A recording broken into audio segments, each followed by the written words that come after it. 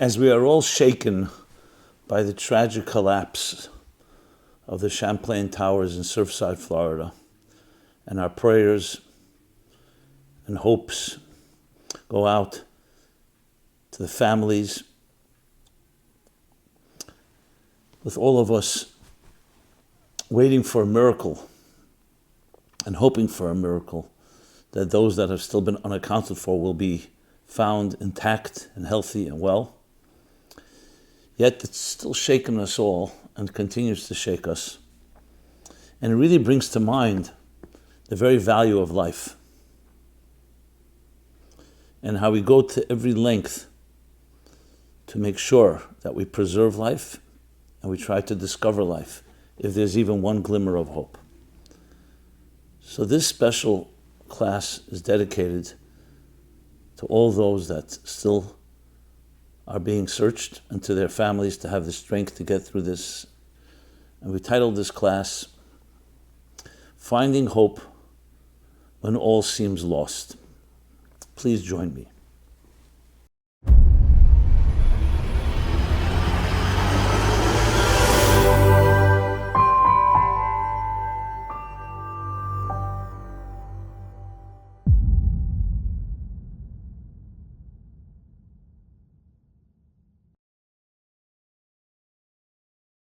Hi, this is Rabbi Jacobson, and I'll be speaking about finding hope when all seems lost. This program is in memory of Anne Klundert. What shall we say? All of us are shaken to the core by the sights and by the stories going on in South Florida, where close to a week ago, the towers collapsed.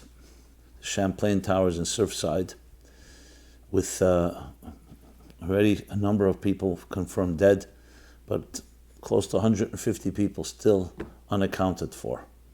Just the mere fact that a building just collapses like that in the middle of the night, and that type of disaster. So our prayers and our hopes go out that there'll be a miracle, a miraculous discovery of the individuals that are still unaccounted for. There's always hope, and we, just by the mere fact that we put all this effort in trying to find any life that is there, just tells us for how much we value life. So in a way, this is a broader lesson to all of us about the importance of life and the importance of hope under all circumstances. And thus we'll be speaking exactly about that. Finding hope when all seems lost. It's very difficult to speak about this topic, to be very honest, because the emotions, if you really apply yourself and not remain aloof or detached, the emotions involved are quite unsettling. You know, if you put yourself in the shoes of those individuals that were there sleeping that night, in their family's shoes, it could have happened to anyone. And as I've said many times, the truth is a tragedy that happens to one person is really one that happens to all of us. We're all part of one human race, one organism, one creation. So, as I said, while our prayers and our hopes and our hearts and souls are with the families and with, hopefully, the survivors, we still need to take lessons from this. As Maimonides says, when a catastrophe happens, it would be insensitive and cruel if we just said it's an accident, things happen, not my business. No, it is our business, and we need to look closely and deeper inside of ourselves. So let's talk about this, both in a practical and in a psychological and emotional way. No one should ever know of a situation where hope seems completely lost, where all seems lost. But people have gone through this in their lives, situations that everything seemed it's all over. And we may have also know people who've gone through something like that. And here's a tremendous critical thing that we have to always remember. In Jewish thought, especially the mystics explain, there's no such thing as complete hopelessness. Even if something doesn't work out the way we want it to work out, that doesn't mean it's hopeless. It just meant it didn't work out as we wished. But there's always a speck of light in every given situation. And I know it may sound like a hyperbole and sounds like a nice platitude, no, but there's a lot of profundity to it, which is what I'd like to explain. So there's a law in Jewish thought, which really is a law that has now more or less universal in almost all countries, if not all, that when a life is in danger, even a doubt that it's in danger, we do everything possible to save a life. The expression is, even if it's a doubt, a suffix in the word is in Hebrew, or a svek, a double doubt, even if one shred of doubt that somebody may be in danger, so all the laws of Torah, which are divine laws, and everything falls aside because saving a life is more important than anything. Because the whole point of all the laws and all the point of all of everything, of existence, is for life. So if a law supersedes life, that undermines the whole purpose of it all. There are exceptions, but that's not discussion right now. There are exceptions for certain reasons that can be explained, but as I said, that's not the point of our discussion now. As a matter of fact, one of the expressions used to express this is actually a building falling. That if there's a collapse of a building, and even if it's on a Shabbat or in Yom Kippur, the holiest day of the year, and even if there's a doubt that somebody may be buried under the rubble, and you have no idea what happened, so you have to do everything possible to save that life. And how much more so if you know that there's definitely someone there. And we don't go by statistics and say maybe what the percentages are. You do everything possible. So of course the immediate lesson in that is the dignity and the power of life. That life supersedes everything. And we do everything possible. And we see that. We see that even, we're not even talking religious law now. Look at the efforts, the risks that people are putting themselves to try to find any life that's still there. And even if not, also to honor them, their last honors, and not allow them just to remain buried under rubble. But it all goes back to the sanctity of life and its value. So that's a very obvious lesson, and a beautiful one. We wish it wouldn't be under these circumstances, but it teaches us how valuable life is. Sometimes you need the eclipse of the sun to appreciate sun.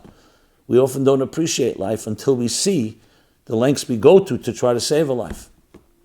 So that's lesson number one. But it goes far deeper than that.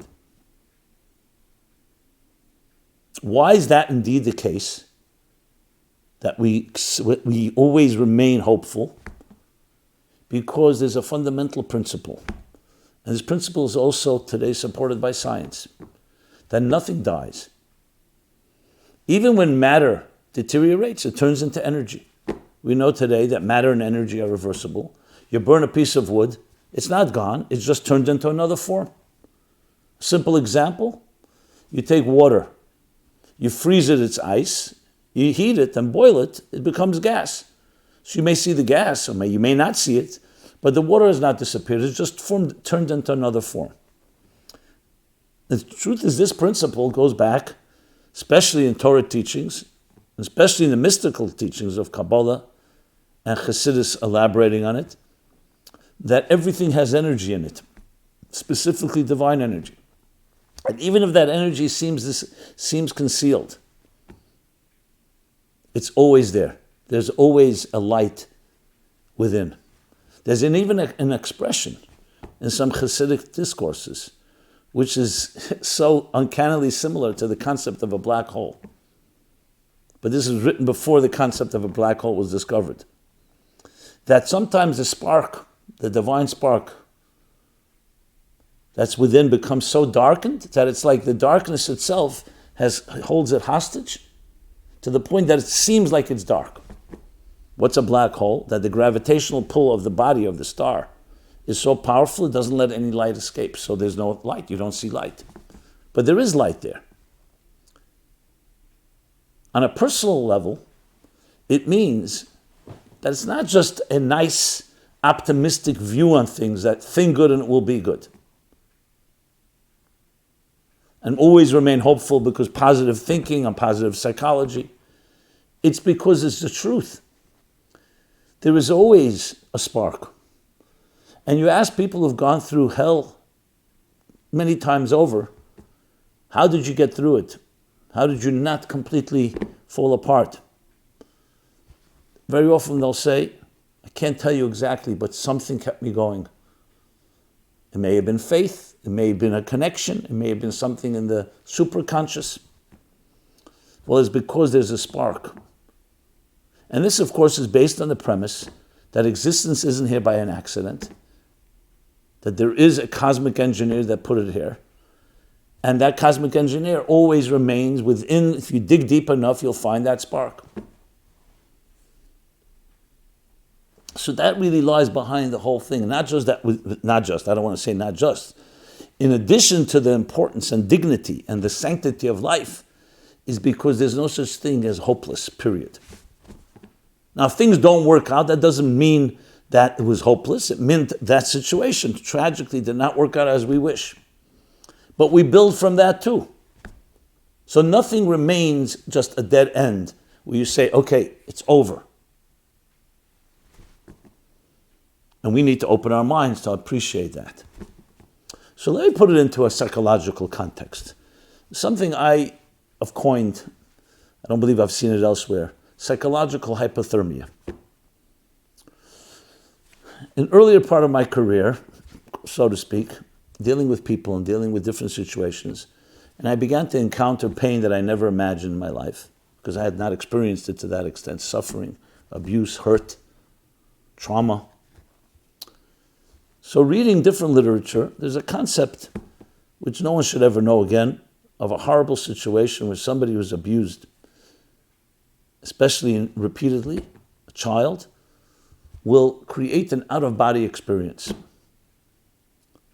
And that out-of-body experience will remain with them, even as they turn into adults. What does that mean? That something that happens is so traumatic and so shocking to the system, especially if it's coming from the hurt, from someone that's supposed to love you and you love, it's so unfathomable that the child, in a mysterious way, so-called detaches itself from the abuse, as if it's not happening to me. And it will be described as like someone can talk about it as if it's happening to another party. Because it's too impossible for that child to tolerate and accept that it's happening to them. Now, this is not due to any training or wisdom. It's a documented fact. And it protects the child in a certain way, because if it was happening, the child would be impossible for it to continue on. Now, this has been analyzed and evaluated and continues to be researched, and it's not completely clear, but there is that element. The child who's been hurt develops another persona that's sometimes even tough, protects itself, and that inner child, as some call it, remains concealed and hidden, not to ever be hurt again. Now that's fine during abuse. It's in a way of protecting yourself. But then, once you get out of the trauma, you want, of course, to reconnect, to reintegrate. And that's a challenge in psychology, a challenge for a person to reconnect to the so-called their inner core that they somewhat have buried. Some call it the inner child work. There's different names for it, different expressions. The point I want to make is, where does the child have this wisdom to protect itself that way? So it's very, very similar, when you think about it, to the concept of hypothermia. So this is a phenomenon where, God forbid, somebody falls under ice, very freezing water. Freezing water is not, one can't survive long, especially children. It seems to happen more than with adults, not falling under ice, but this phenomenon. And there was a point where children or people were discovered under the ice, and there was limp, and they were declared dead, until they found out that the person was not dead, because all the vital organs stopped working. But there's one spark that remains alive that was not detected until it was discovered that the body will do everything possible to save itself. And if it has to shut down the whole machine, it will. On not such an extreme level, that would be shock or other things that happen to a person, God forbid, to save life. So it will shut down many of the vital organs, but there's still a sign of life. Hypothermia is to the extreme that almost everything is shut.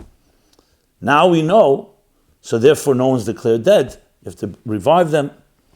But here too you see something, and again it's in a strange way, and I don't even want to talk about it in a positive, but it is a positive.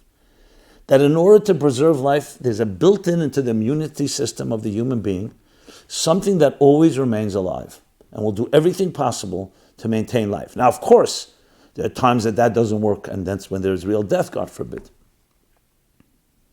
But we'll talk about that shortly, about after the fact. So that's why I thought that psychological hypothermia is a similar idea that God implanted in a human being, that if something happens that's so horrible, and you can't deal with it, in a way you disconnect, but something is preserved, and the rest of the person is so-called experiencing it from the outside as if it's not happening to you.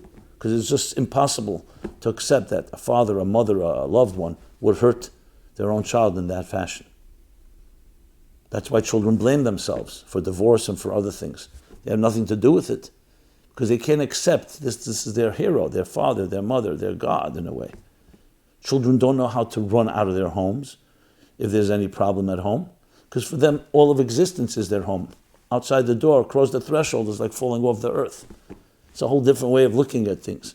Again, I don't want to digress. So therefore you see, literally, medically, psychologically, emotionally, of course scientifically, as I mentioned before, that speck, that spark of light, that even if the building is burned down, there's that ember, one ember that remains. You see how forests regenerate, a forest fire. You think, okay, it's all over, but no.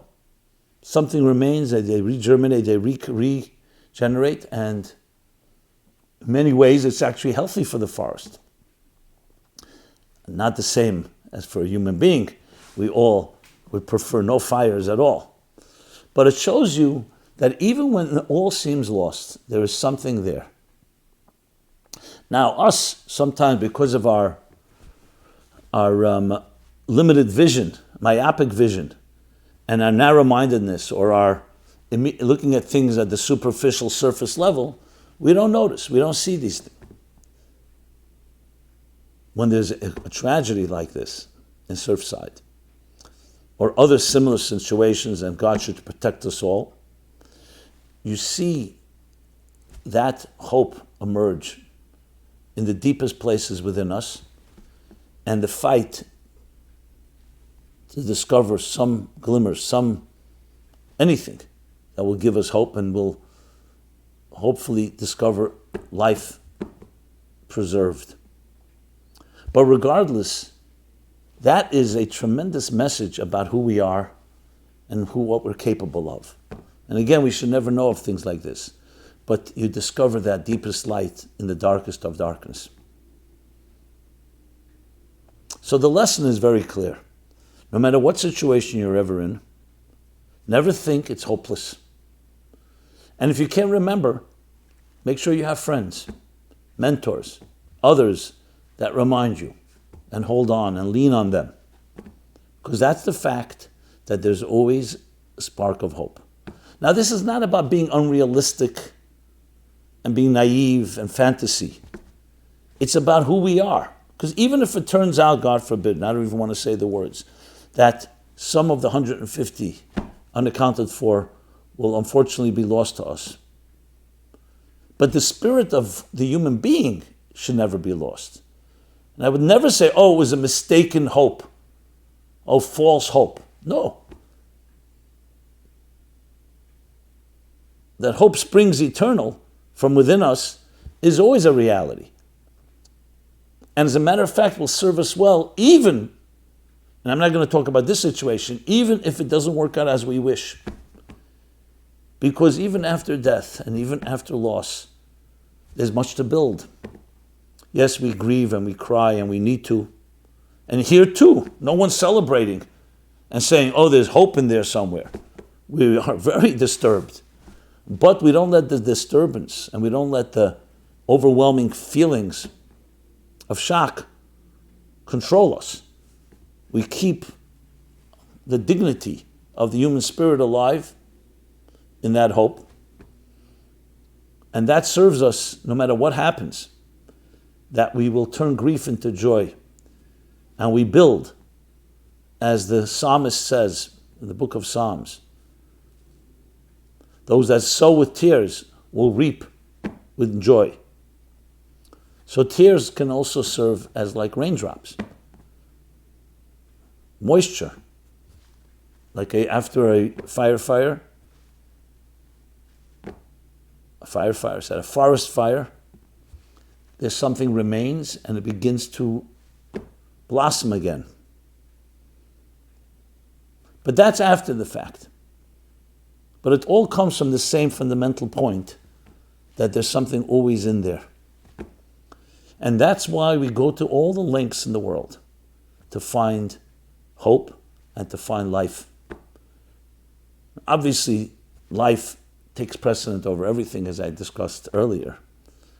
But it's all based on this principle. I remember meeting someone who had lost, a young woman who lost her husband at a young age. And she had signed her email to me, and I assume this was her signature to others as well. At the end, all will be good. And if it's not good, it means it's not the end. Again, if this came from some greeting card company, it's one thing. If a person who's gone through it has a credibility and a right to say that, I would never tell that to her. But that's the truth. And that's what we learn from. That there's a larger narrative. And as difficult as it is to see when we're still in the shock of such a devastating and completely beyond unfathomable, what shall I say, collapse, we have to always remember the spark within, under that rubble, and also under the rubble, the psychological, emotional rubble of our lives.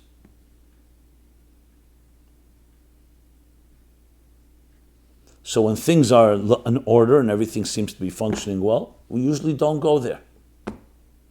And no need to go there, but now we do. We need to dig deeper.